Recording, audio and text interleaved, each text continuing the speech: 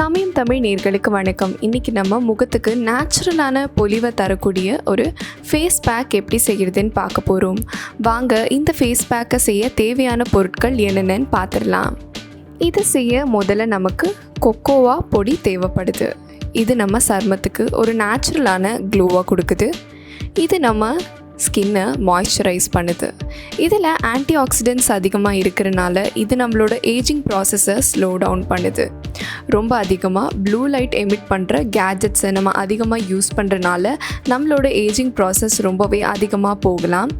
இந்த ஏஜிங் ப்ராசஸை slow down பண்ணுறதுல ரொம்பவே உதவியாக இருக்குது கொக்கோவா பவுடர். அது மட்டும் இல்லை, இது காலஜன் ப்ரொடக்ஷனை இம்ப்ரூவ் பண்ணி நம்மளோட ஸ்கின்னை டைட் ஆக்குது.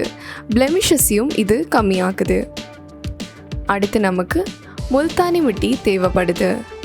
முல்தானி மிட்டி நம்மளோட ஸ்கின்ல தேவையில்லாத ஆயில் செக்ரேஷனை கண்ட்ரோல் பண்ணுது. அதாவது நம்மளோட சருமத்தில் எந்த அளவுக்கு ஆயில் செக்ரேஷன் தேவையோ அந்த அளவுக்கு மட்டும் இது ஆயிலை செக்ரியேட் பண்ணுது. நம்மளோட சருமத்தில் இருக்கிற போர்ஸை ரொம்பவே டீப்பாக போய் இது கிளென்ஸ் பண்ணுது. பிம்பிள்ஸ் வராமல் பார்த்துக்குது. பிம்பிள்ஸ் ஏற்கனவே இருந்துச்சுனாலும் அதோட விசிபிலிட்டியை கம்மி பண்ணி நம்மளோட சருமத்தில் இருக்கிற பிளாக் ஹெட்ஸை இது ரிமூவ் பண்ணுது. அடுத்து நமக்கு தயிர் தேவைப்படுது. தயிர் நம்மளோட ஸ்கின்க்கு தேவையான மாய்ஸ்சரைசேஷனை கொடுக்குது. நம்மளோட முகத்தில் இருக்கிற டெட் ஸ்கின் செல்ஸை நீக்குது. ஆக்னி வராமல் பார்த்துக்குது.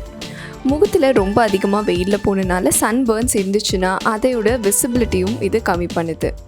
டார்க் சர்க்கிள்ஸை லைட்டன் பண்ணுது.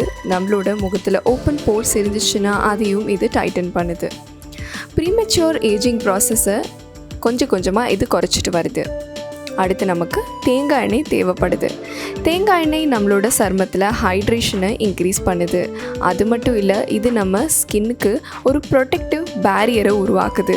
வெளியில் இருக்கிற மாசு, தூசு, பொல்யூஷனால் வர டேமேஜை இது கண்ட்ரோல் பண்ணுது. நம்மளோட சருமத்துக்குள்ளே மாய்ஸ்சரை ட்ராப் பண்ணி நம்மளோட ஸ்கின்னை சப்பிளாகவும் ஹைட்ரேட்டடாகவும் இது ஆக்குது. வாங்க இந்த ஃபேஸ் பேக்கை எப்படி செய்கிறதுன்னு பார்க்கலாம். முதல்ல நம்ம ஒரு பவுலில் ஒரு ஸ்பூன் கொக்கோவா பவுடர் எடுத்துக்கலாம். அது கூட நம்ம அரை ஸ்பூன் முல்தானி மிட்டி, ஒரு ஸ்பூன் தேங்காய் எண்ணெய், தயிரும் எடுத்துக்கலாம்.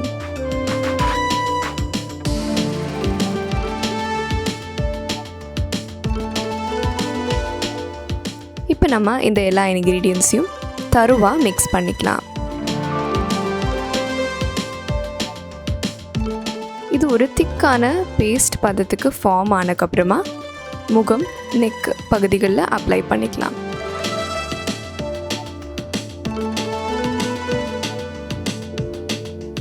பத்துலேருந்து 15 நிமிஷம் காய விட்டதுக்கப்புறமா இது நீங்கள் கோல்ட் வாட்டர் இல்லை லூக்வார்ம் வாட்டரில் வாஷ் பண்ணிக்கலாம்.